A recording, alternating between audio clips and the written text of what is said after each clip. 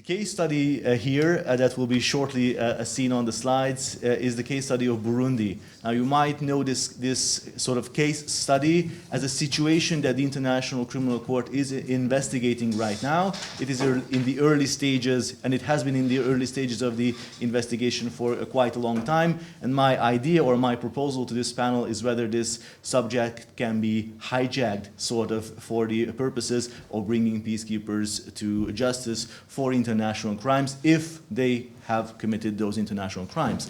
Now, at a glance, I would just like to present the two or three general things about Burundi so that we can understand the situation inside the country, and then we'll move on to what sort of acts were happening in Burundi between 2015 and 2017, and then we'll see the legal situation or sort of the legal swamp or quagmire that the ICC is seemingly in. And I say seemingly because I do believe that this is not such a legal quagmire, but more like a series of political decisions that need to be taken at this point. And the legal situation is, I think, relatively speaking, clear. And then I will leave you to make up your own conclusions about the matter at hand. So, what do we need to know about Burundi? I understand that the audience is widely ranging from experts on the subject to those who didn't have the opportunity to study the state of Burundi. So just three things that worth mentioning here. Firstly, Burundi is not widely known for its high democratic standards. Based on various rankings by NGOs, it has been listed as a hard autocracy, meaning that there are no free and fair elections. There are significant curbs in human rights when it comes to the country itself. It hasn't been granted a gracious situation on that pedestal. It basically has an authoritarian regime since the unrests in 2005 onwards. And what is especially telling for us, and this is going to be quite important in the long run, is the state of the judiciary and the rule of law standards inside the country. Now, if I can just read a few excerpts from the latest 2022 Freedom House report, it says that the judiciary is hindered by corruption and the lack of resources and the training, but even a bit worse, the judiciary is subservient to the executive, which regularly interferes in the criminal justice system, and the judiciary is also used for the persecution of the political opposition. Furthermore, the constitutional guarantees of due process are generally not upheld. Arbitrary arrest and lengthy prison pretrial detention are common. So what we can deduct from this is the judicial system is not free and fair, which will have an impact on complementarity and whether the ICC can expect Burundi to initiate domestic criminal processes against its own citizens.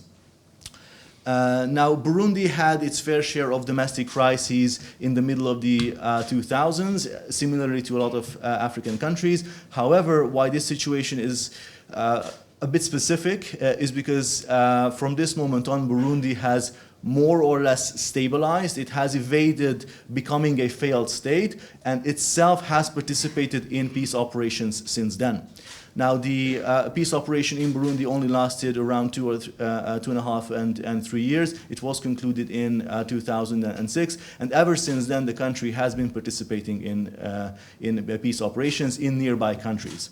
Now, this is, of course, according to UN principles. It's not a neighboring country in these conflicts. It does not have a direct vested interest in those conflicts. However, stating that the country is purely participating in peace operations out of altruistic reasons would be a far stretch. Why? Because it has several hundreds of troops being stationed in, for example, the Central African Republic, and it receives a large amount of money from the UN for this purpose. It can be stated that for Burundi, it has a sort of double purpose. On the one hand, it is financing its military with a contribution of around 25% from the UN. And on the other hand, it is also, let's say, providing a job for its own military not to be stationed at home and not to be, let's say, left without work, left to change the domestic structures of the country itself. So as you can see from the map, it's not exactly far away from Burundi.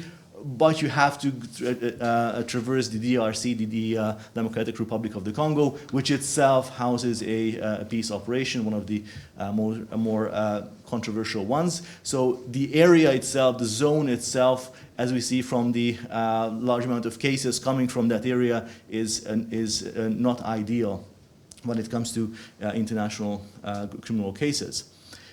So what did these peacekeepers do? Bear in mind that the investigation that is currently taking place regarding Burundi is not regarding peacekeepers, so this is just a hijacking of that case. It is concerning the events that have taken place in Burundi by Burundian citizens. Although the investigation is not exactly, let's say, phased like that, but we'll get back to it in a moment. So what peacekeepers have done is that they have abused their status as protectors of the civilian population, as guardians of the innocent, and they have committed several serious violations, mainly of sexual nature, against the local population. Now, according to the UN's own numbers, we have 43 cases. 43 reported allegations against peacekeepers. This does not say that these acts happened. It does not mean that we have one perpetrator against one victim. It does not mean that we do not have a large number of underlying cases that went unreported. Why? Because in a lot of these situations, underreporting is a persistent phenomenon. When we did have empirical studies in Haiti, for example, in the early 2010s, and in Cambodia back in the 1990s, we could see that the actual number of cases is around 15 to 30 times as much as the ones that have been reported by the official UN documents. So this is going to be a pertaining issue. Now, what has been substantiated since 2015 were cases of sexual abuse, sexual exploitation, most notably rape, and in one of the cases in which the UN has completely, let's say, investigated, there was a case of rape against a minor.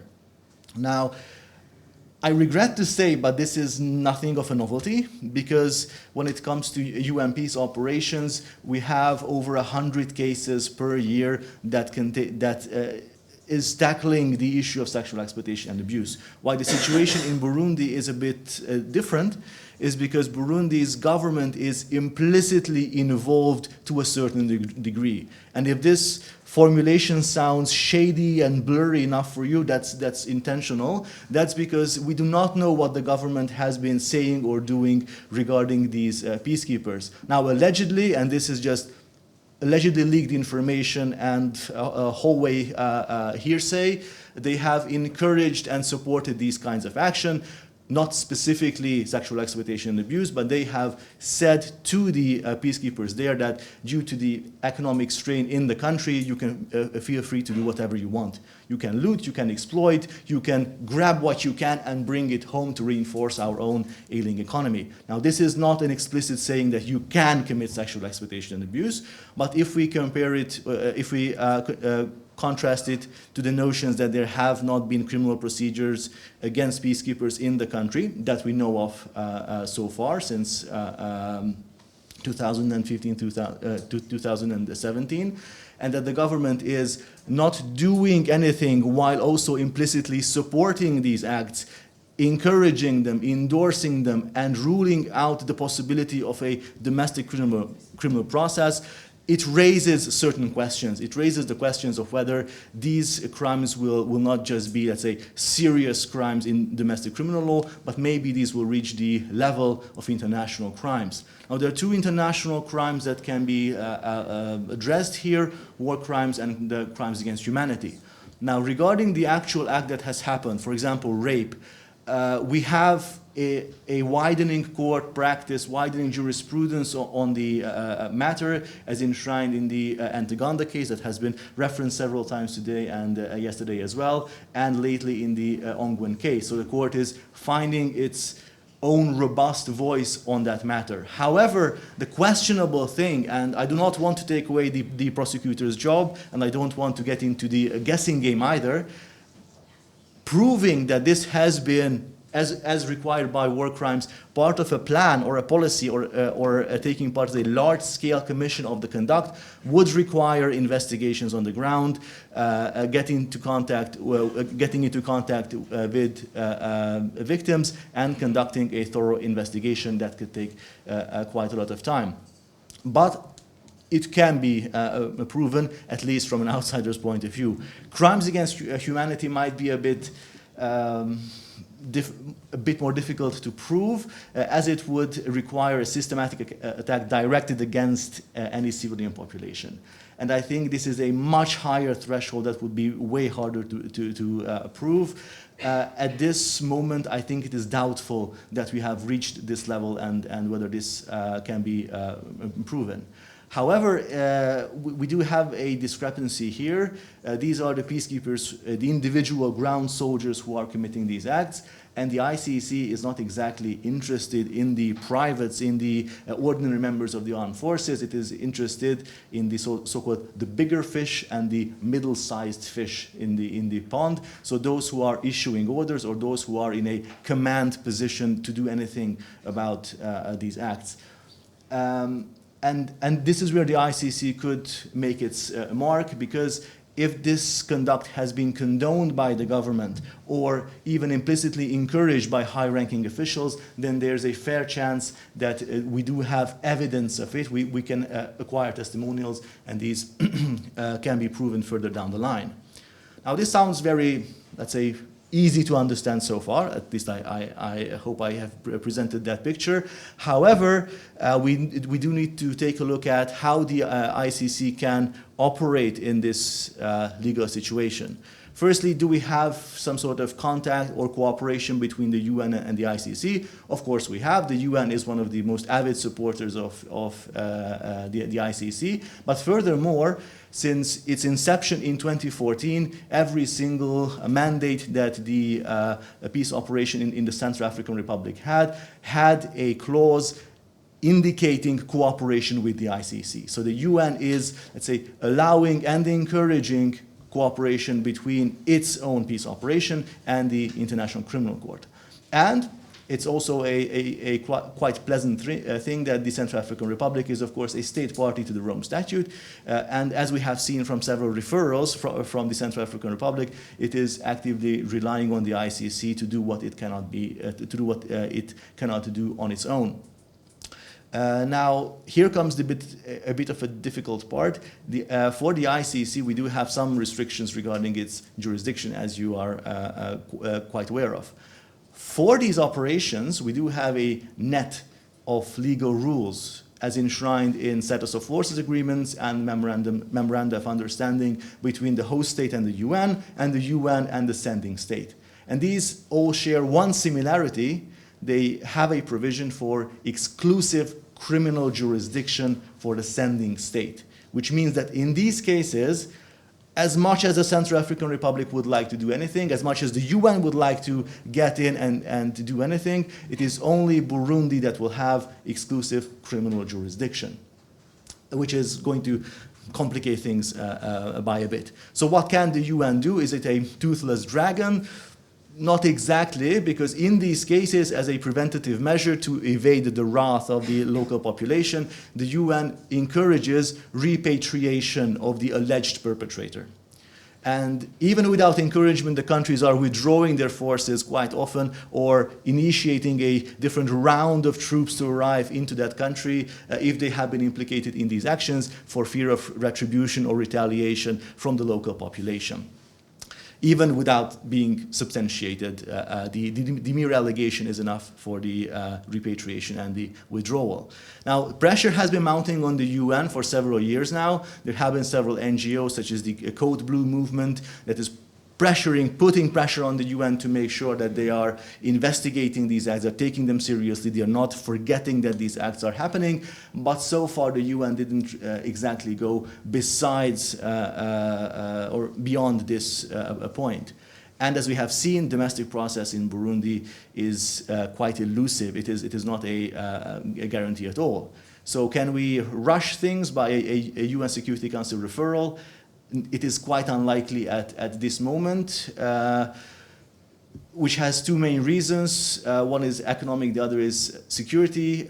China has very good ties with Burundi, especially regarding its gold mining activities, so it is likely to veto any such proposal. And Russia, even in the last 1 or 2 years, have had, let's say, has provided some degree of security-related aid to the country, and the ties between the president of Burundi and the Russian leadership remain strong.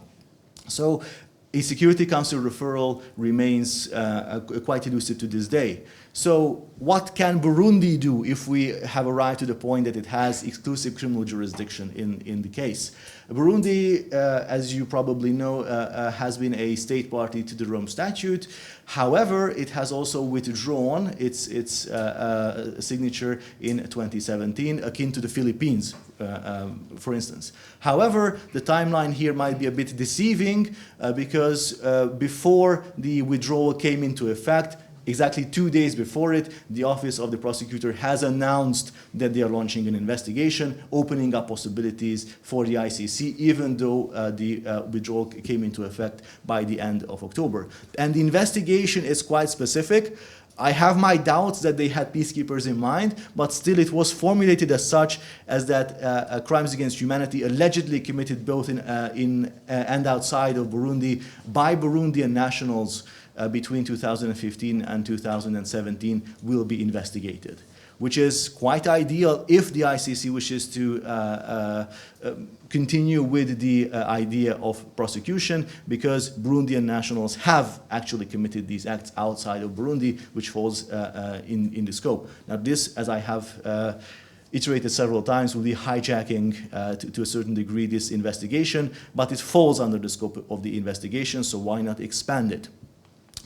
So if we were to, strictly speaking, look at the jurisdiction of the ICC, we can say that it's more likely to be warranted here. The material jurisdiction, if we stop at the level of the war crimes, is quite likely. Temporal jurisdiction, as we have seen, just a bit, but it still falls under the scope of the statute. But regarding personal and territorial jurisdiction, they were the citizens of Burundi when it was committed, so the active personal principle applies, but the territorial principle would also apply here. Complementarity might be a bit sketchy. However, if we take it into consideration that for at least 6 years Burundi has done nothing to prosecute its own citizens for these violations, then I believe that the complementarity principle can be invoked, as the state in question did nothing. And even if they did, it might be akin to what the Rome Statute considers shielding, as the executive is directly relying on the military. Thank you. Directly relying on its military to control the population, and sometimes to even either appoint or to intimidate members who are working in the justice system. So the jurisdiction of the ICC remains relatively clear. Now, and this is where it gets a bit political. This is where we have to evaluate the politicization of the ICC. What are the pros, what are the cons, what would be the effects and the ramifications if we were to launch such a process. It would mean, of course, justice for the victims. It could mean the participation of the victims in those processes before the ICC. They could benefit from the trust fund. They could receive reparation. It might act as a deterrence against future perpetrators, and it would not rely on the relatively biased domestic courts of Burundi. Not to mention taking note of these events, registering what has happened so that it is a testament to future. However, from the UN's point of view, the organization is often charged with being quite partial, with protecting its own, even when they are charged with serious crimes. And I believe that this would do a lot to remedy the UN's image as an organization that does not only preach the rule of law and accountability, but who also acts in favor of it. However, we have to admit that there are several quite strong arguments against having such processes against peacekeepers before the ICC. The first one is participation and cooperation. And these might not sound negative at first, but we have to note here that 193 UN member states participate to a certain degree in peace operations. The ICC does not boast this unanimous background of state support. And when it comes to investigating their own citizens, states are even more reluctant. We have had some examples of France, for example, yesterday, being the prodigal child of the ICC. Thank you. one more minute, if I may be so bold. However, when it came to investigating the conduct of French peacekeepers in the Central African Republic, they basically threw out the cases of the window, saying that evidence could not be gathered according to the French Penal Code, and as a result, these were unsubstantiated claims. So cooperation when it comes to criminal matters against their own citizens might not be as widespread as possible. Access to perpetrators, these are citizens of Burundi. As we have seen, they can be repatriated at any moment. So actually having a grasp over them would be quite a far stretch. And due to time constraints, I would only highlight one thing, and this is, I think, the key element that has been stopping the UN and stopping the ICC also. It would have major political ramifications for the future of the UN and for peace operations. Because when we begin to, let's say, issue arrest warrants against high-ranking officials involved in peace operations, then the states would simply ask the question, okay, is it worth it for me anymore to participate in peace operations? I'm risking my own citizens, I'm risking my own soldiers. If I'm dragged before the ICC for something, that would be detrimental to my image. So it's a safe bet not to be involved in peace operations anymore. And I believe that this is what the UN fears also, that states will be much more reluctant to participate in peace operations if their own soldiers would be dragged before the ICC.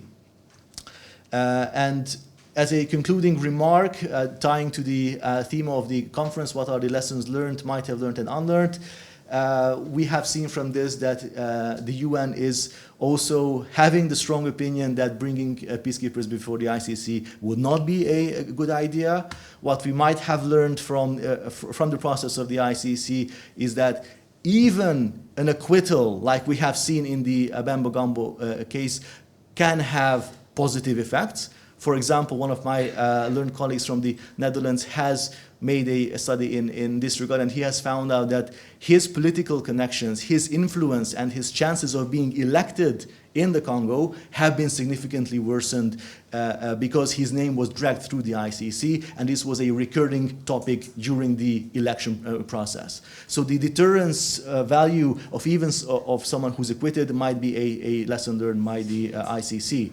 And the lesson that has been unlearned, or that is sometimes seemingly lost behind the political aspirations here, is a phrase, if we are back to the highly trendy quotes here, attributed to Nelson Mandela, but also paraphrased by current Secretary General Antonio Guterres, that only justice can bring peace.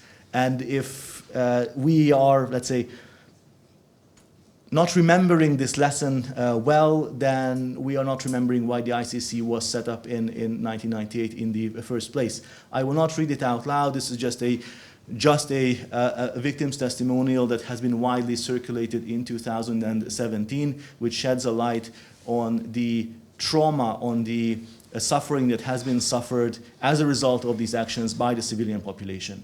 And I think due to all of the politicizing that might occur on the level of the UN and on the level of the ICC, these are the facts that will always have to be in the back of our minds when we are in a position to make these decisions. I know I have exhausted my time frame, so apologies for that. And I'm very much open to questions, and I hope I could provoke you to a certain degree. Thank you very much.